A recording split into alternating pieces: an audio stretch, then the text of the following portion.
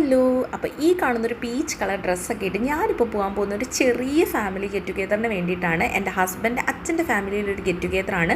അച്ഛൻ്റെ തന്നെ കൊല്ലത്ത് ആശ്രാമത്തുള്ള ഒരു കസിൻ്റെ വീട്ടിൽ വെച്ചിട്ടായിരുന്നു ഗെറ്റ് ടുഗെദർ. അവിടെ എത്തിയപ്പോഴേക്കും എല്ലാവരും എത്തിയിരുന്നു. അങ്ങനെ എല്ലാവരുമായിട്ട് കുറച്ച് നേരം വർത്താനമൊക്കെ പറഞ്ഞു നിന്നു. ഞാൻ എൻ്റെ ഹസ്ബൻഡ് വീട്ടിൽ ചെല്ലുന്ന കാലം മുതലേ കാണുന്നൊരു കാര്യമാണ്. എല്ലാവർക്കും വേണ്ടി ഓടി നടക്കുന്ന ഒരാളാണ് എൻ്റെ ഹസ്ബൻഡ് അച്ഛൻ. തിരിച്ചൊന്നും പ്രതീക്ഷിച്ചുകൊണ്ടല്ല.